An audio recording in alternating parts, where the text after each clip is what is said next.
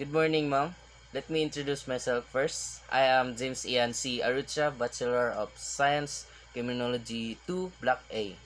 So, our discussion for today, or let me discuss this all about theories of crime causation. There are 6 theories of crime causation. So, first, let's read the outcomes to our discussion.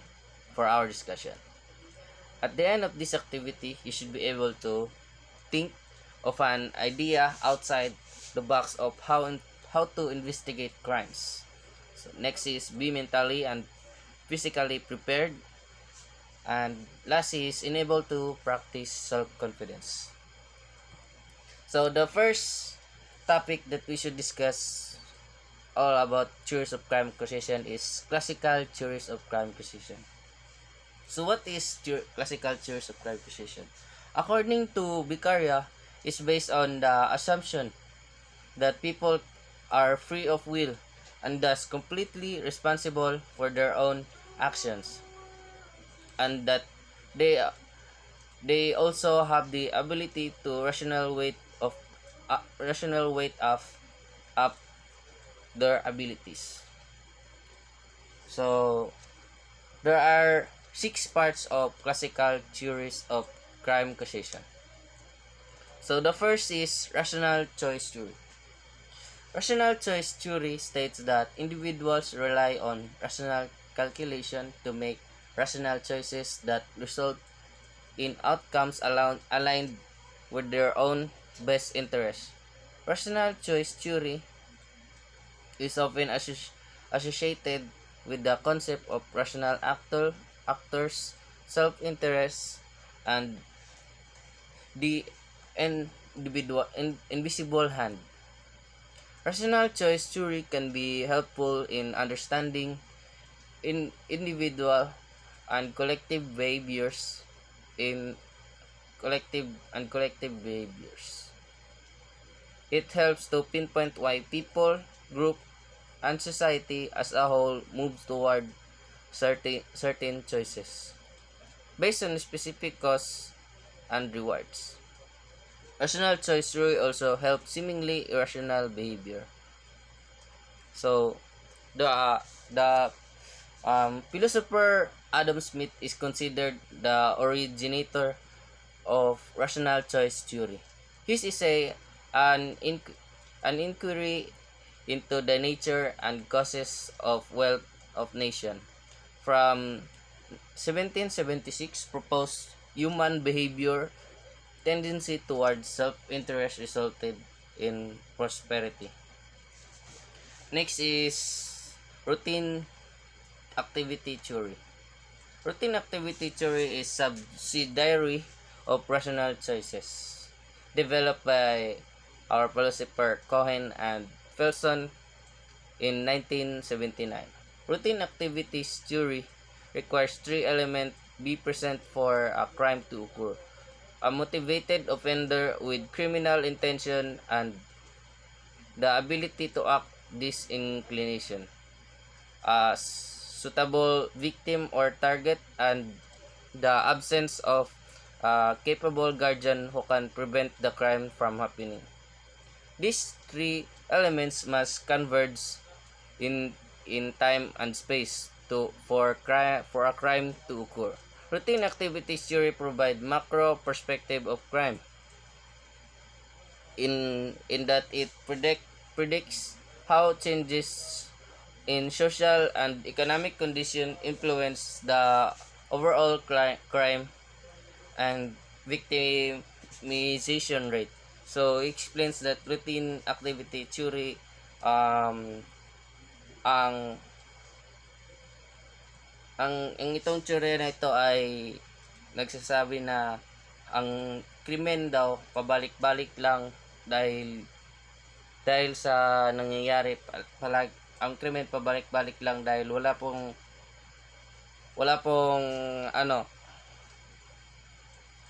wala pong taong nagpa-prevent nitong krimen na ito. So next is lifestyle theory. The lifestyle theory is is the idea that individuals have high risk of becoming crime victims if their patterns of behavior expose them victimization.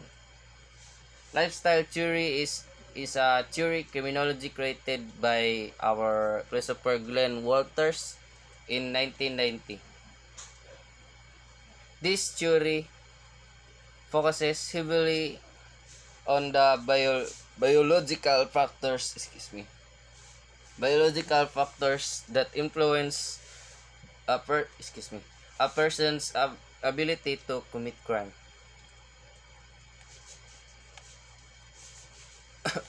So,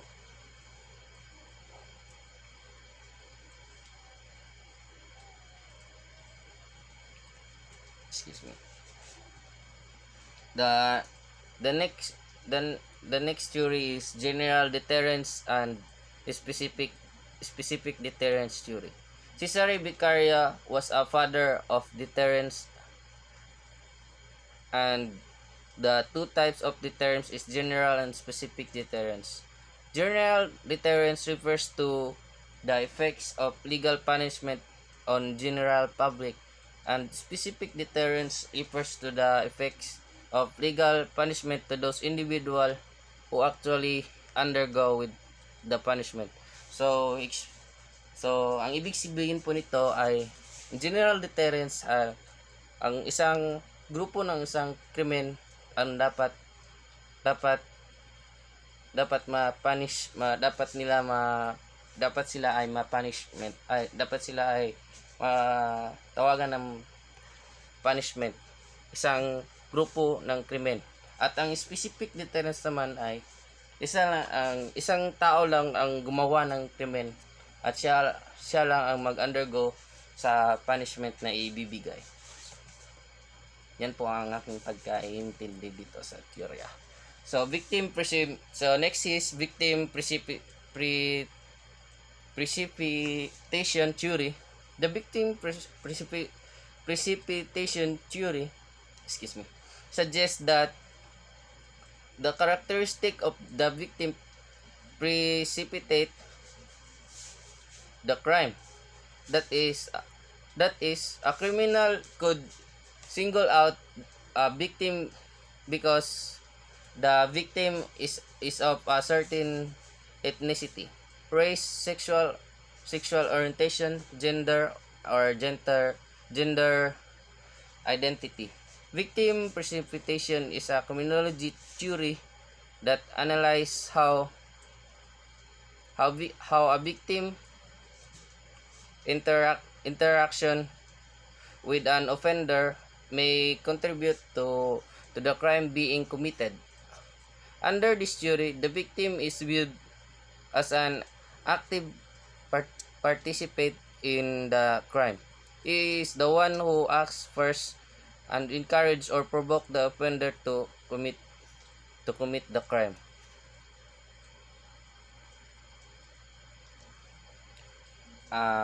Next is incapacitation theory. Incapacitation theory. The theory is of incapacitation assumes that the state has a duty to protect the public from future wrongs or harm, and that such protection can be afforded through some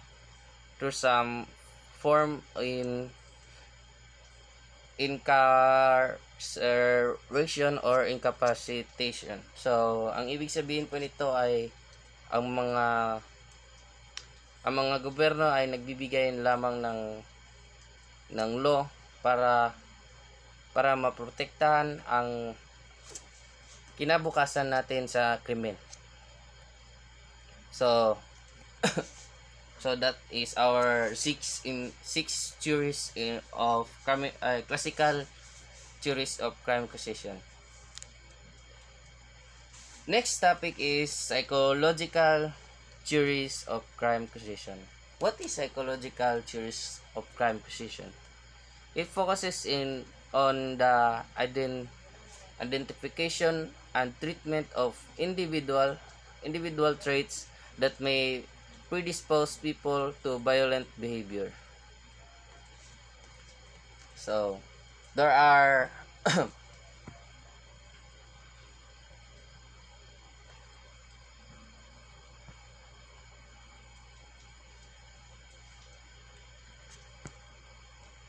there are 10 parts of psychological theories of crime acquisition. So first is psychodynamic theory and psychosexual stages of human development. Psycho Psychodynamic theory is actually a collection of psychological theories which emphasize the importance of drive and other forces in human functioning, especially unconscious drive. The approach holds that childhood experience is the basis for adult personality and relationship. According to Freud, proposed that personality development in childhood takes place during 5 psychosexual stages, which are the oral, anal, phallic, latency, and genital stages.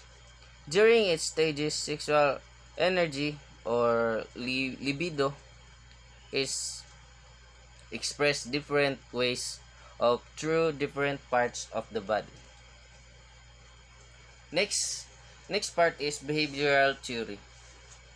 This learning theory states that behaviors are learned from the environment and says that innate or inherited factors have very little influence on behavior. Excuse me. So, ang teorya na ito ay ang ating mga mga behavior ay nakukuha or nanggagaling sa ating kapaligiran o sa ating environment na pinaglalakihan. So, according to our Dr. Saul MacLeod, in 2020, a theory of learning which states all behaviors are learned through interaction with the environment through a process called conditioning. Thus, behavior is simply a response to environmental stimuli. So, base sa aking sinabi kanina na ang ating mga behavior or sa Bisaya ay kinaiya, nakukuha natin sa ating environment or sa ating paligid na kinalalakihan natin. Social learning theory. Next topic is social learning theory. According to Albert Bandura, emphasize the importance of observing, modeling, and imitating the behaviors, attitudes, and emotional reactions of others. Social learning theory considers how both environmental and cognitive factors interact to influence human learning and behavior. Social learning theory, ang ibig sabihin nito ay ang isang tao ay nakukuha niya or nakikita niya ang mga behaviors, attitudes, or emotional reactions of others through observing in society. So, next topic is cognitive theory. Cognitive theories are characterized by their focus on the idea that how and what people think leads to the arousal of emotion. Cognitive theory is that thoughts are the primary determinants of emotion and behavior. According to Jean Piaget, cognitive development was a progressive reorganization of mental process as a result of biological maturation and environmental experience. Next is moral development theory. Moral development theory refers to the process through which children develop the standards of right and wrong within the society based on social and cultural norms and laws. Ibig sabihin nito, ang moral development ay isang bata ay nag-observe muna siya kung ano ang tama at mali niyang gawin kung ano ang immoral o moral. Ang isang example nito ay isang bata ay nag-observe ba sa isang society na kung ano ang dapat niyang gawin na tama at kung ano ang di niya dapat gawin na hindi tama. So according to Colbert's theory of moral development is a theory that focuses on how children develop morality and moral reason. So next part is in intergenerational transmission theory. Intergenerational transmission of criminal behavior can be explained by a combination of different mechanisms: potential biogenic risk, social learning, official bias, and criminogenic environment with risk factors for crime. According to our philosopher Lance Lochner, in intergenerational transmission refers to the transfer of individual abilities, traits, behavior, and outcomes from parents to their children. Next is alternative theory. Excuse me.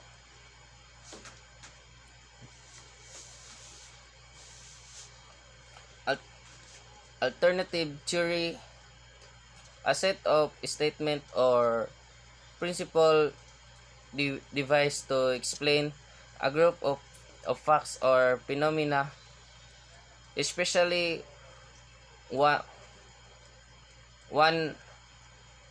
that has been repeated, tested, or is widely accepted and can be used to make prediction about natural phenomena.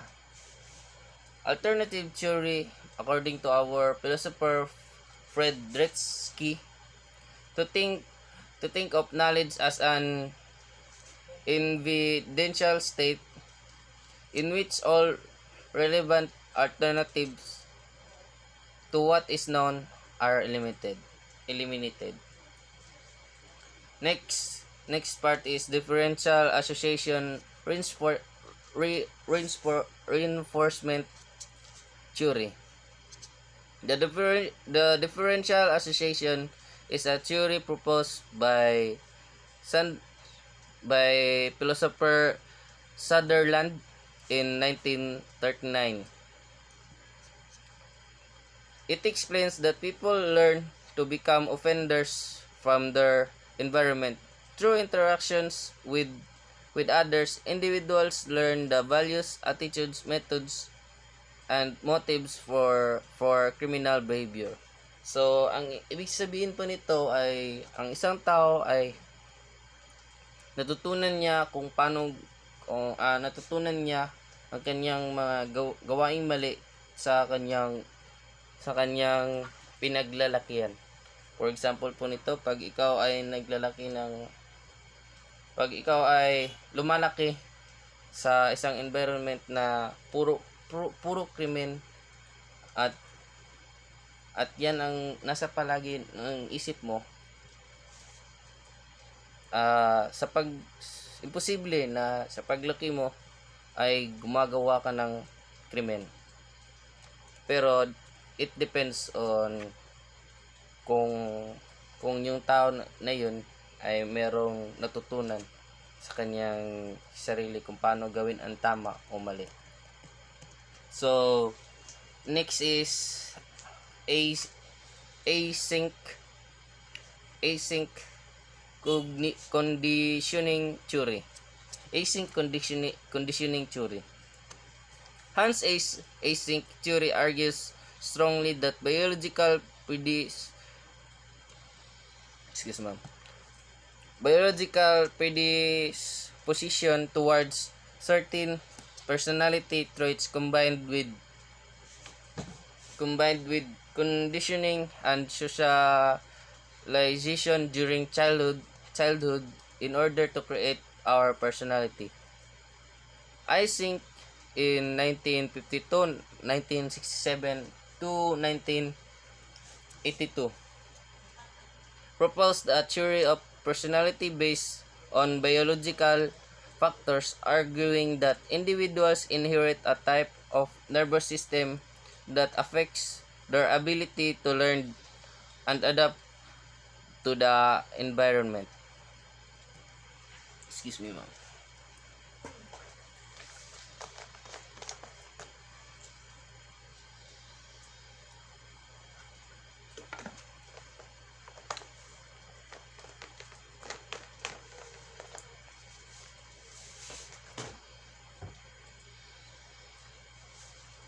So, next part is integrated theory. Theory integration is a way to recognize commonalities in the theories to make a synthesis of the theories in order to have a single theory that is superior to any of those individual theories. Conceptual integration and propositional integration are the two main ways of theory integration.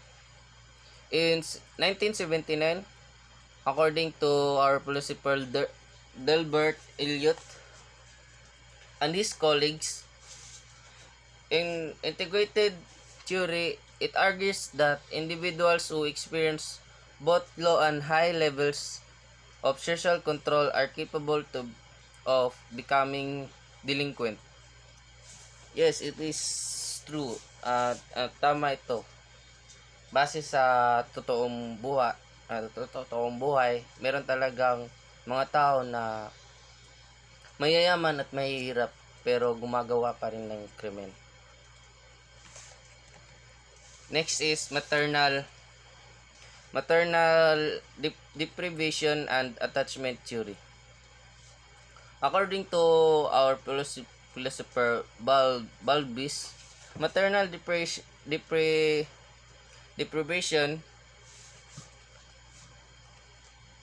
excuse me, ma'am.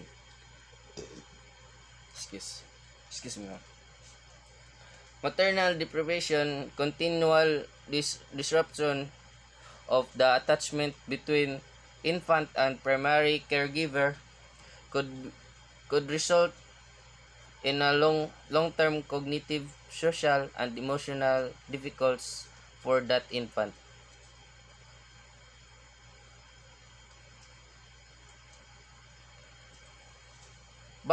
Balby, according to our philosopher Balby, defined attachment as a lasting psychological connectedness between human beings. His ethological theory of attachment suggests that infants have an innate need to form an attachment bond with a caregiver.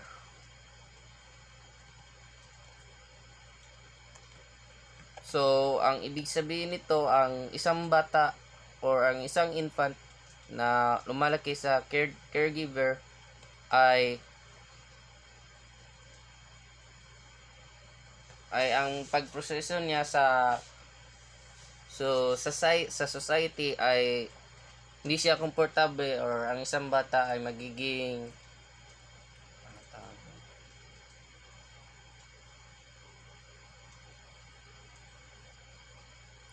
mahihain sa society.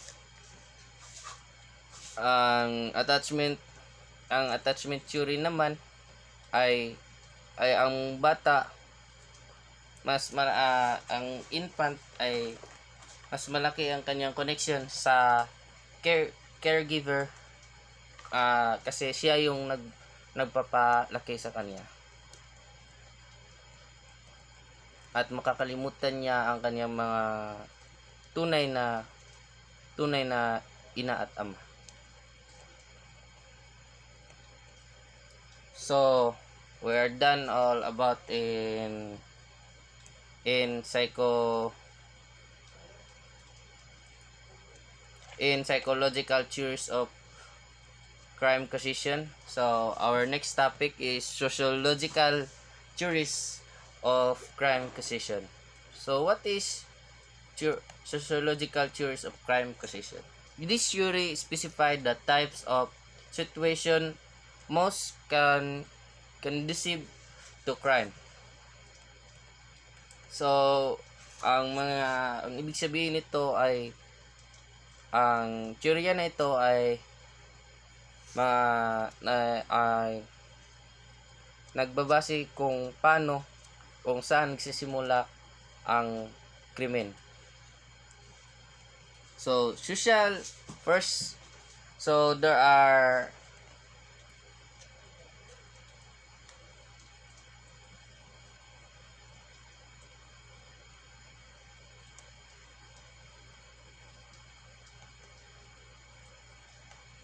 There are 11 ba?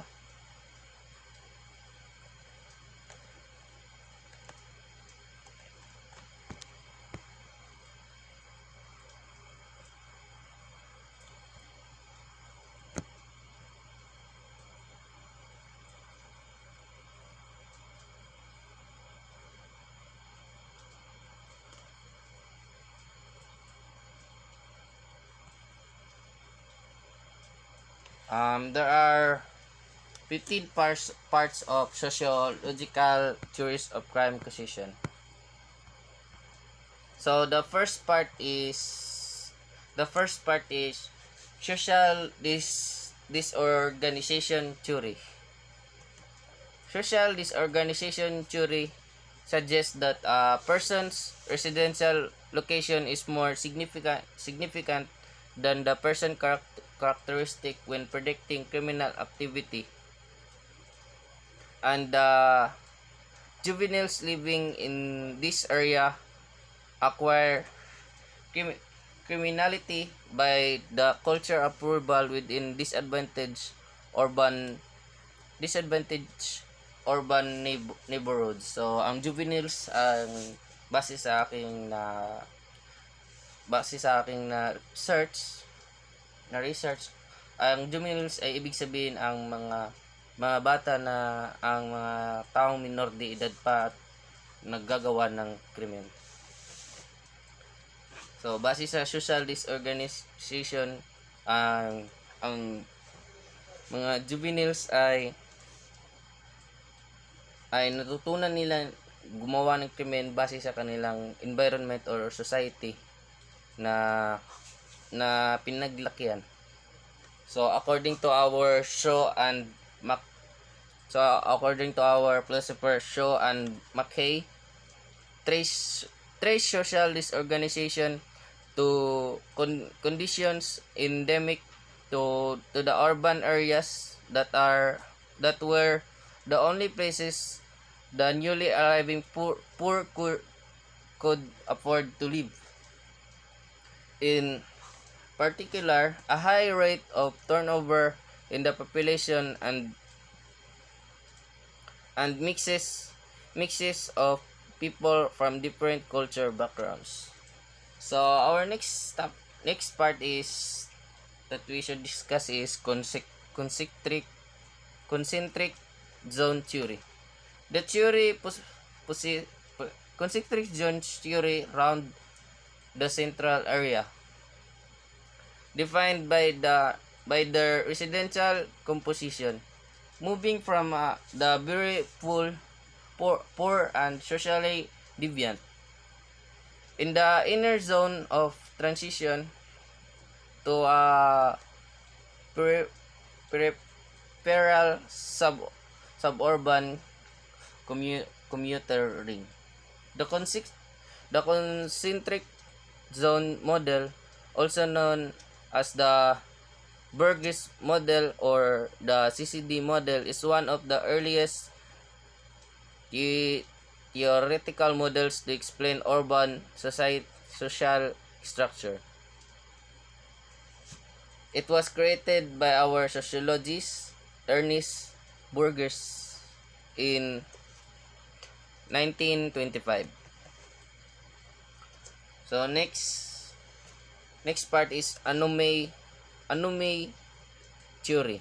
Merton's anomaly theory, according to our philosopher Merton's anomaly theory, according to our philosopher Merton, anomaly theory is that most people strive to achieve culturally recognized goal.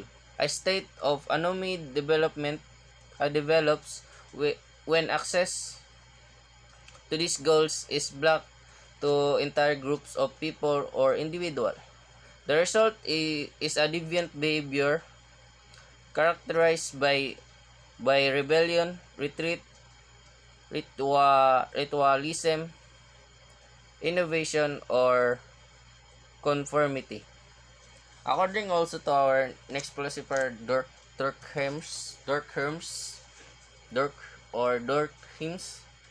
anomaly theory described the effects of social division of labor developing in early industrialism and the rising suicide rate. Excuse me. So, base sa aking naintindihan, ang anomaly theory ay isang tao or isang group of people na gusto nilang makamit ang kanilang mga gustong gawin para sa buhay or para sa ilang kinabukasan, pero meron mga barrier kung or nagbira sa kanila na hindi matupad ang kanilang mga pangarap. Kaya gumagawa na lang sila ng krimen, kagaya ng rebellion, mga rebelde na tao na di sila sang-ayon sa mga laws ng ating gobyerno, kaya sila nagre-rebelde para sa kanilang mga kagustuhan na makamit. Next is strain theory. Strain theory in sociology proposal that pressure derived from social factors such as lack of income or lack of quality education drives in individuals to commit crime. In 1938 by Robert K. Merton, stated the strain theory. The theory states that society puts pressure on individuals to achieve socially acceptable goals. So, ang strain theory ay maraming tao ang nakakaranas nito dahil sa kahirapan at walang masyadong natutunan na edukasyon. Kaya ang mga tao ay gumagawa na lang ng krimen para sa kanilang sarili na mabuhay. Ito ang aking pag-iintindi ng strain na teorya. So, next is relative deprivation theory. Relative deprivation is the lack of resources necessary to maintain the quality of life considered typically within given socioeconomic group. de- development of the concept of relative deprivation is often attributed to American sociologist Robert K. Merton, who studied of American soldiers during World War II, revealed the soldier in military police were far less satisfied with the opportunities for promotion than regular GIS. So, relative deprivation, gaya lang ito ng strain sa aking pag-iintindi, gaya lang ito ng strain theory na kulang kulang sa mga kagamitan or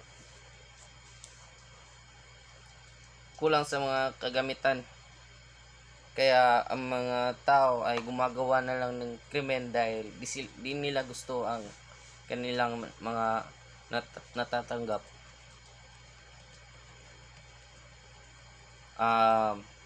Next is general strain theory, a theory of criminology developed by Robert Agnew. The general strain theory, it means the positivist mode in that they contend that these social forces push or influence people to commit crime. So, ang the best na halimbawa nito ay pagtutulak ng droga. Dahil sa kahirapan, maraming taong nagtutulak ng droga para sa kanilang mga pamilya or sa kinakailangan ng kanilang mga pamilya. Kaya madaming tao nagtutulak na droga at madami ding mga drug lord. So, next is cultural deviance theory. Let's move on to our next topic, cultural deviance theory. Cultural deviance theory suggests that conformity to the prevailing culture norms of lower class society causes crime. The mix of cultures and values created a smaller society with different ideas of deviance, and those values and ideas were transferred from generation to generation.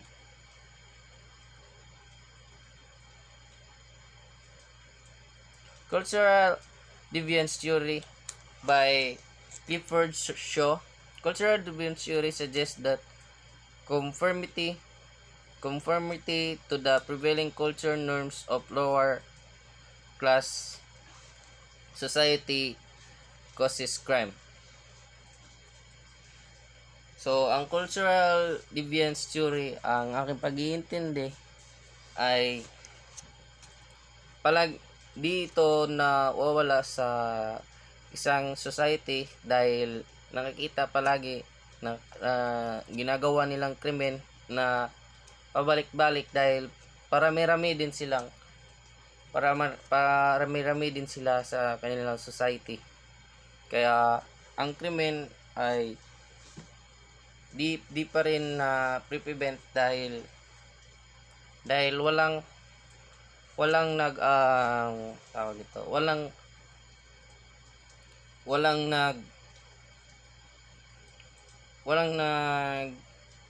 kung sa Bisaya pugong sa ila na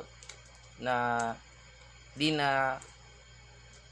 na ipadayon ang krimen mo nang sa generation by generation mo gyapon ang krimen na may tabo mangyayari. So, next, let's move on to our next topic. Next is delinquent subculture theory. According to Cohen's, basic assumption is that most juvenile criminals are members of delinquent subcultures. Subcultures are defined as subsystem or anti-system of society with their own attitudes and norms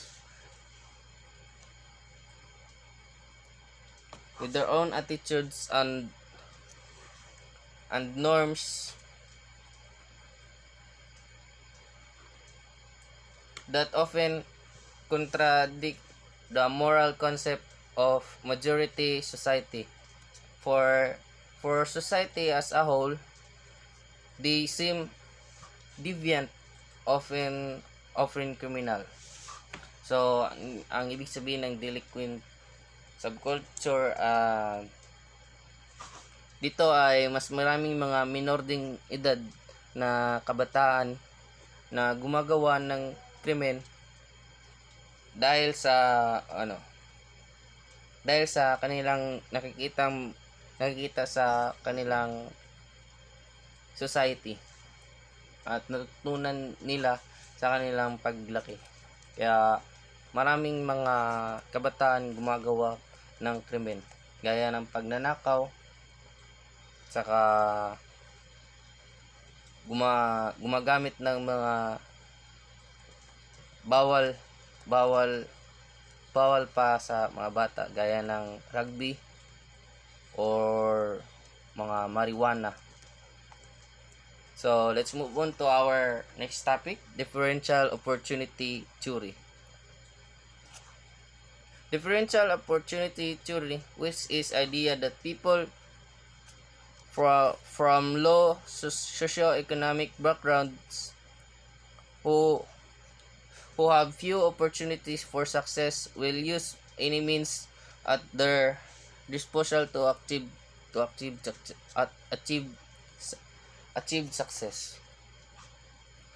According to our sociologists Richard Cloward and Lloyd Olin, work delinquency on opportunity delinquency, written more than 50 years ago, combined strain and social disorganization principles to portray a gang sustaining criminal subcultures.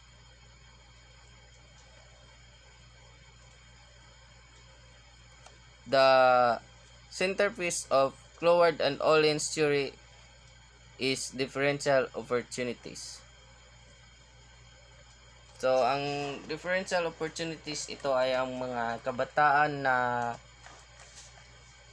naghihirap or baon sa kahirapan dahil sa kahirapan gumagawa na lang sila ng krimen at nawawalan sila ng gana kung paano maging successful sa kanilang buhay. So, let's move on to our next topic, drift theory. Drift theory recognize that juvenile delinquents hold conventional values and attitudes. They are aware that their delinquent actions are viewed by society as deviant. To nullify these conventional values and beliefs, juvenile delinquents learn techniques of neutralization. Neutralization and drift theory propose that juveniles sense an obligation to the law. The obligation to the law remains in place most of the time. However, when this obligation is strained, juvenile delinquents tend to drift into crime. The strain is the best explained by Sykes and Mazda example of justified theft. So, ang mga kabataan ay alam na nila na mali ang kanilang ginagawa, pero palagi pa rin nila nitong ginagawa dahil meron silang natutunan kung paano ano ang dapat na gawin para hindi sila mahuli sa kapulisan.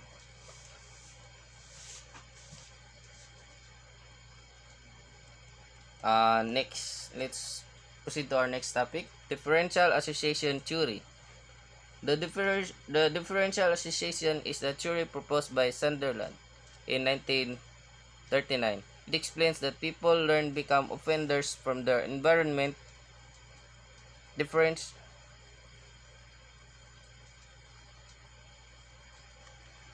environment. Through interaction with others, individuals learn the values, attitudes, methods, and motives for criminal behavior. So kaya differential association theory, excuse me ma'am, differential association theory, dito ay ang mga kabataan or mga tao ay natutunan nilang gumawa ng krimen base sa kanilang environment, base sa kanilang pinaglakihan. Kaya ang mga tao gumagawa ng krimen.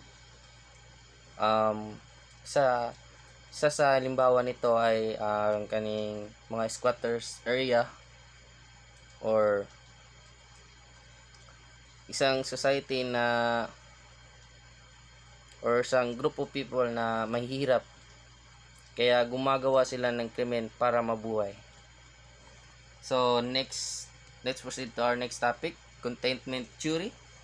Containment theory is a form of control theory proposed by Walter Reckless in the 1940s to 1960s.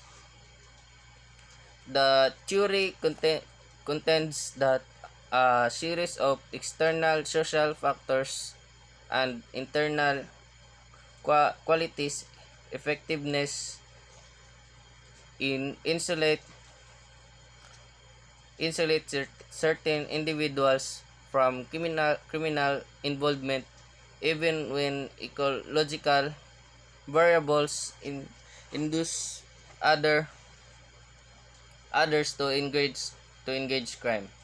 Also, contentment theory of criminology, which stated that juvenile delinquency commonly arises from a breakdown in moral and social forces that otherwise contain deviant behavior. So, ang contentment theory, base sa ang aking naintindihan, ang contentment theory ay isang kabataan na palagi siyang di siya ano kaning di siya nakatuto ng tama sa kanyang mga sa kanyang ina at ama or sa kanyang mga kapatid, dahil palagi siyang inaapi or palaging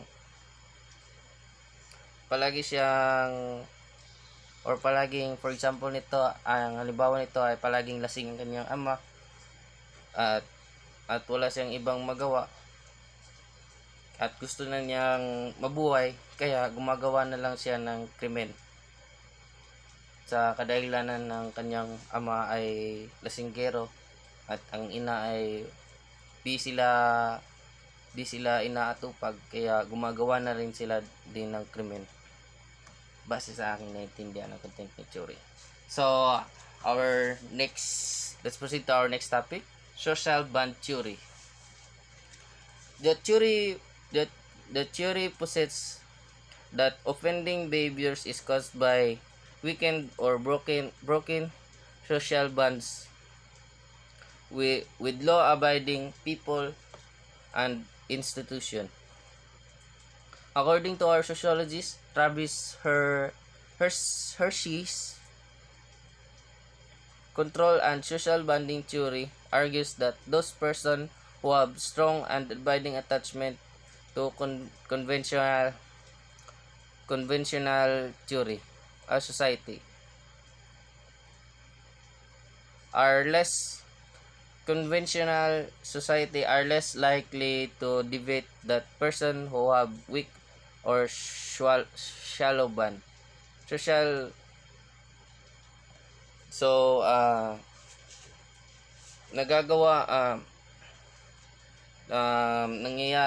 ang krimen ay nangyayari dahil sa isang halimbawa nito ay broken family ang isang bata at wala nang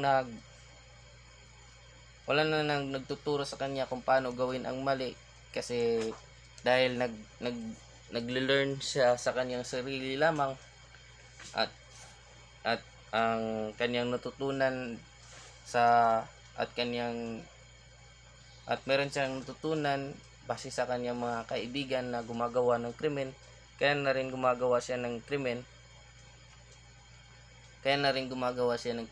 dahil sa kanyang nakikita, at wala na ring paki ang kanyang mga tunay na ina at ama,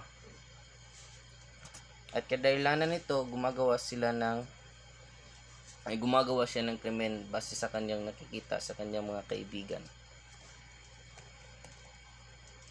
Next is, let's proceed to our next topic, social reaction labeling theory. In the labeling theory of deviance, the societal reaction refers to the range of formal and informal agencies of social control, including the law, media, police, and family, which through their responses toward the deviant greatly affect deviance outcomes. Social reaction theory or labeling theory focuses on the linguistic tendency of majority people to negatively labeling minority group or those seen as deviant from norms. According to our sociologist Charles Limit, social reaction theory was the founder of the societal reaction theory approach. Social reaction theory is a vibrant area of research and theoretical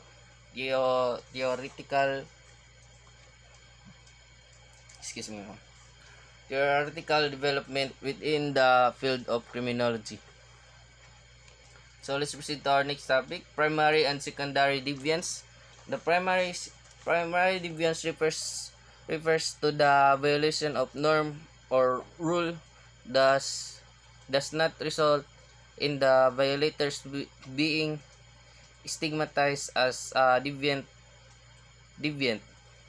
but the secondary deviance refers to a deviant behavior that is a result of being publicity labeled as deviant and treated as an outsider. According to Edwin M. Limert, primary deviance refers to episodes of deviant behaviors that many people participate in. Secondary deviant is when someone makes something out of deviant behavior which create a negative social label that changes a person's self-concept and social identity. We call this negative label stigma. So, ang ibig sabihin, ang primary deviant ay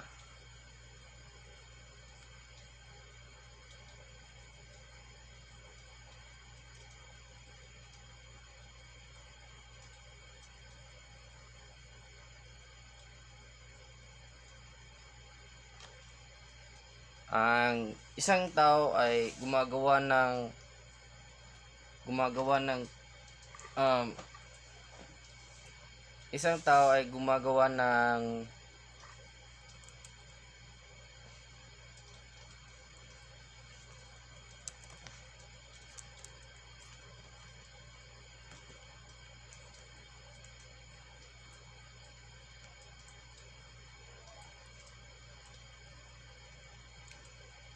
ang primary deviant ay ang mga tao ay tinatanggap nila ang ang behavior ng isang tao at ginagawa nila itong positibo, at ang secondary deviance is negative. Di nila ito tinatanggap base sa aking naiintindihan. So, we are done in sociological theories of crime causation.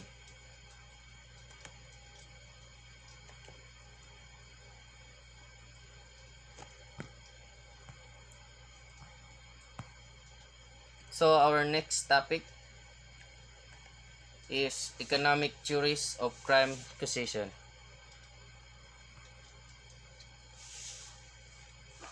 Economic theories of crime causation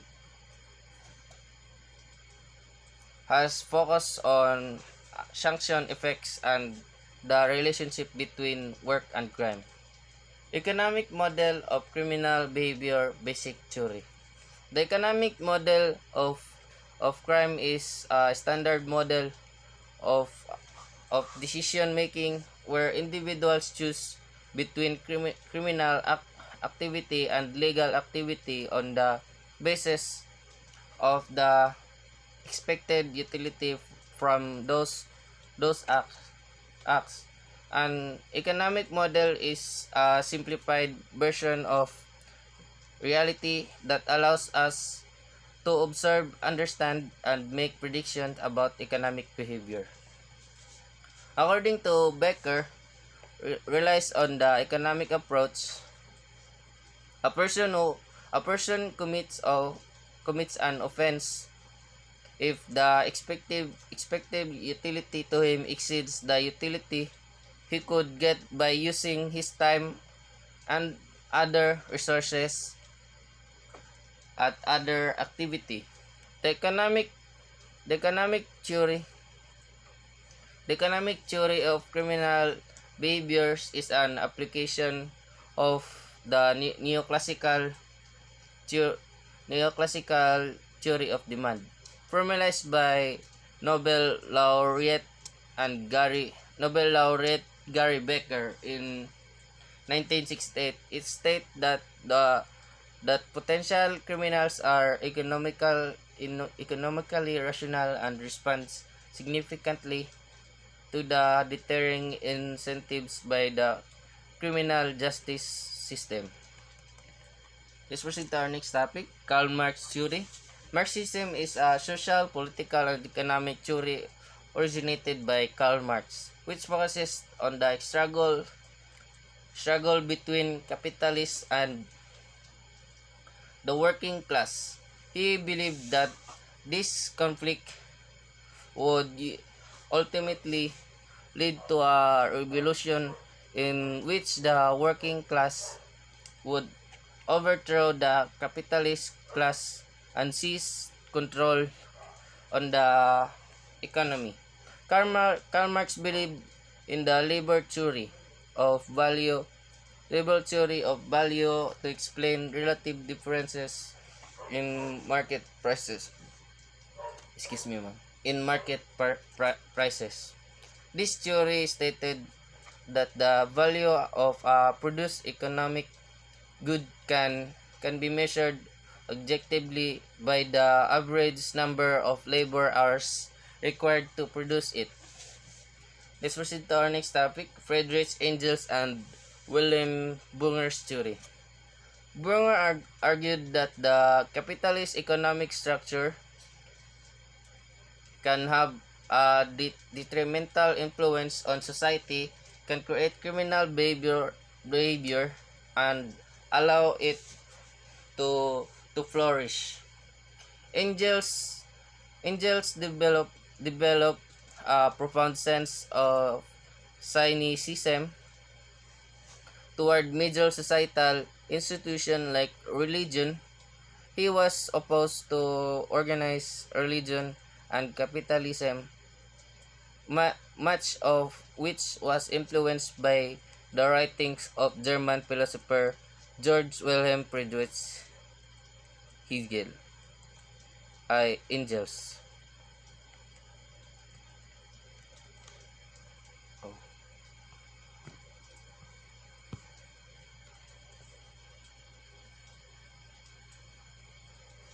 So we're done on economic theories of crime causation. We discussed the three parts of economic theories of crime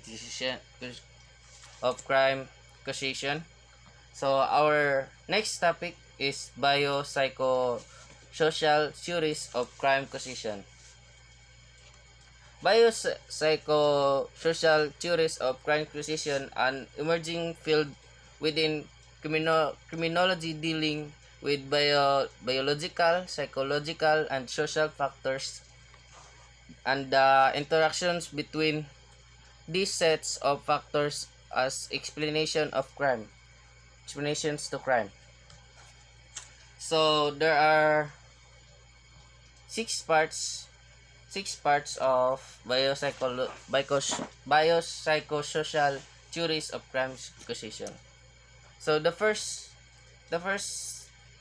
part that we should discuss is biopsychosocial model of crime causation. The biopsychosocial approach was developed by Rothsisters decades ago by Dr. George Angel and John Romano. The biopsychosocial approach systematically considered biological, psychological, and social factors and their complex interactions in understanding health, illness, and healthcare delivery. Next is moral insanity and criminal responsibility. Excuse me, ma'am. According to Edwin Kiddy, definitions of criminality, responsibility, and insanity, it is necessary to consider at this point what criminal responsibility is how this is affected by insanity. Criminal responsibility means accountability for one's action to criminal law. The tests of criminal responsibility are rules of law which determine the guilt of those who cause certain injuries, carefully defined by law to individuals or society in general. Moral insanity itself can be credited to the work of James Cole Pritchard. First, in a brief article, The Psychopedia of Practical Medicine by Pritchard in 1833. But there are more substantially in his treatise Insanity published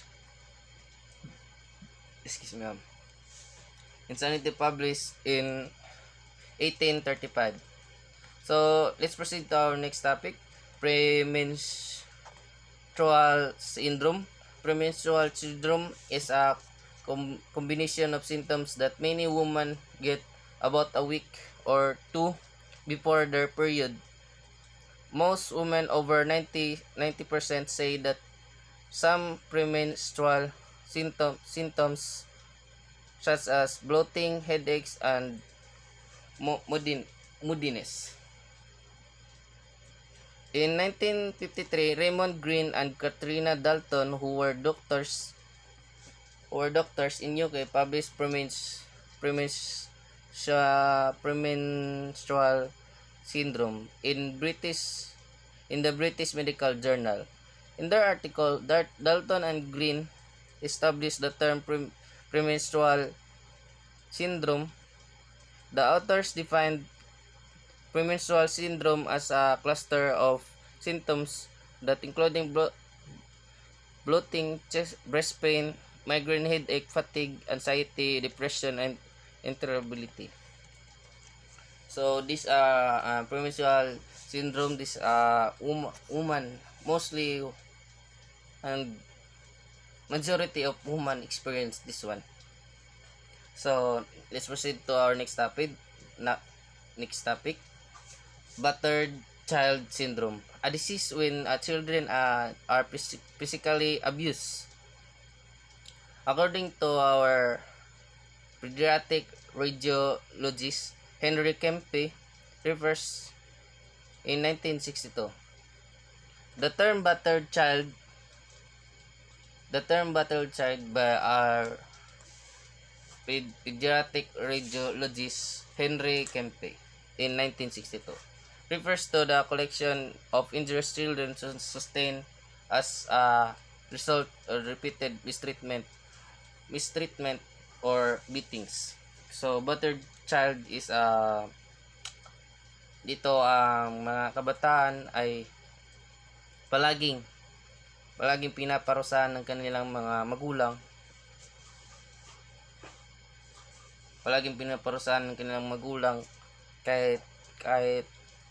Kahit masakit na pero palagi rin silang pinaparusahan. Battered woman syndrome. Walker argued that women who are victims in intimate partner violence have been identified by mental health field for more than 30 years. So, battered woman syndrome, ito ay ang mga kababaihan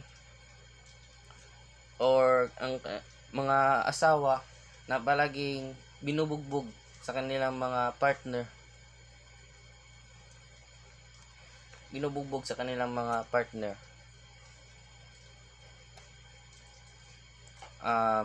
Let's proceed to our next topic. Postpartum stress syndrome or postpartum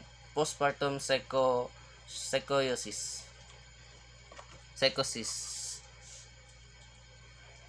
Postpartum depression is common condition that can impact new moms. The hallmark symptoms of PPD: overwhelming sadness, feelings of hopelessness, worthlessness, and low esteem.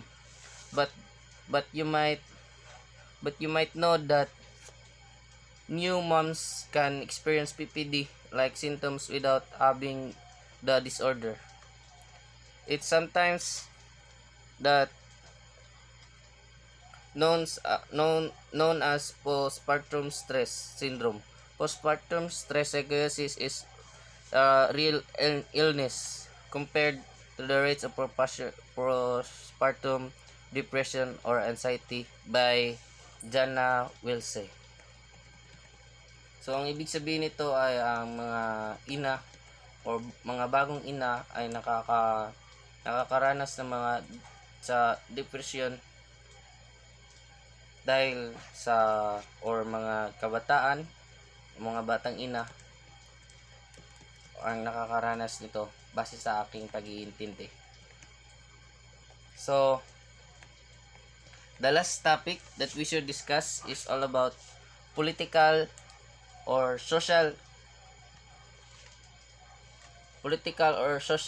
conflict theories of crime causation. Political theories of crime causation is that they are characterized by their emphasis on social conflict and power relationship. So there are 8 parts of political or social conflict theories of crime causation. So first is Marxist criminology. Marxist criminology is a theory that attempts to explain crime through the prism of Marxism. Marxist criminology says during the struggle for resources in capitalism, crime emerges as those on the bottom contend for social, political, and economic equality.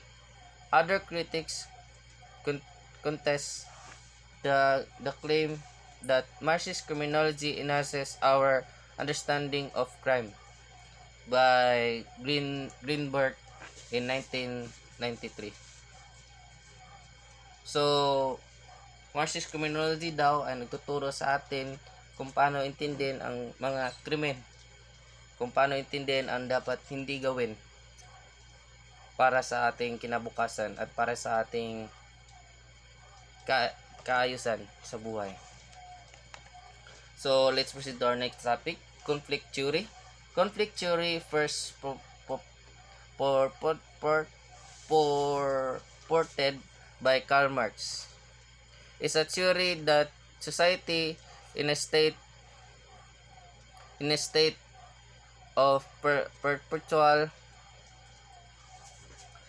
conflict because of com- competition for limited sources. Conflict theory holds that social order is maintained by domination and power rather than by consensus and conformity.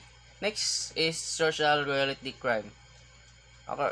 According to our philosopher Richard Queenie, the social reality crime in 1970, for example, he concluded that public conceptions of crime are constructed in a political arena to serve political purposes. So next topic is left realism. Left realism is just one political ideology that focuses on the causes of crime and deviance.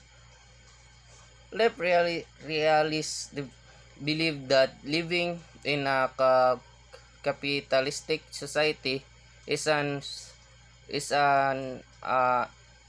as in a society where private entities control trade and industry instead of the state is the main cause of crime. Left realists believe the main causes of crime are marginalization, relative deprivation and subcultures, and emphasize community-oriented programs for controlling and reducing crime. Left realism was developed by Jack Wong, John Lea, and Roger Matthias as a response to increasing influence of realism. So, ang ibig sabihin nito, ang mga tao ay ito ang mga tao na na nag na na nagtutulak para magawa ang krimen at hindi ma-prevent ang isang krimen. Let's proceed to our next topic, postmodern theory. The postmodern constitutive criminology theory suggests that to search for the causes of crime, one should look at the complexity of the interactions of individuals within their culture, community, and social structure. The postmodern views of language and discourse is due largely to the French philosopher and literary theorist Jacques Derrida in 1930 to 2004. Let's proceed to our next topic. Let's proceed to our next part of political or social conflict of crime accusation. In the institutive constitutive theory criminology explains crime as outcome of the interplay of micro relationship power. The approach argues that crime is a co-production of human agents, discursive construction, and kinds of cultures and structures they created based on these constructed realities by Stuart Henry. Next topic and next part is conservatism and liberalism theory. Conservatism, political doctrine that emphasize emphasize the value of traditional institution and practices. Conservatism is a preference for the historically inherited rather than the abstract and ideal. This preference has traditionally rested on an organic conception of society, that is, on the belief that society is not merely a loose collection of individuals but a living organism comprising closely connected, interdependent members.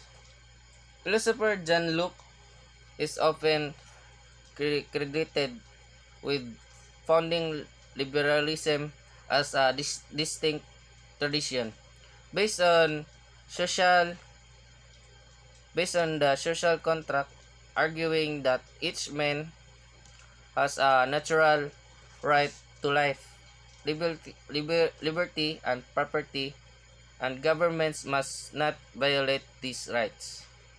So explains that people should have freedom, but I think freedom more freedom, but I think more freedom is so sumasobra na mas maraming freedom kaysa sa nagko-control sa atin.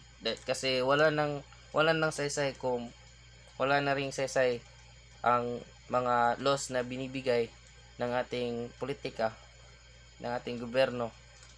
Walay gamit ang mga balaod kung puro lang ta freedom.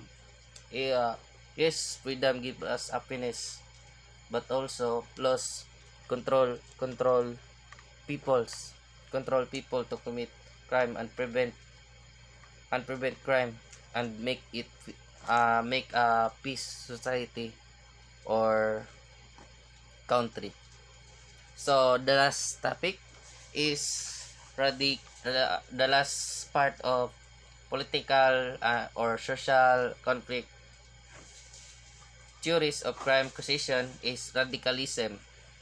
Radicalism is the belief that society need to be changed, and that these changes are only possible through revolutionary means. One of the founding fathers of radicalism is Charles James Fox. So this ends our discussion. Thank you for listening, ma'am. Thank you for the the activity, and God bless you always, ma'am. Bye bye.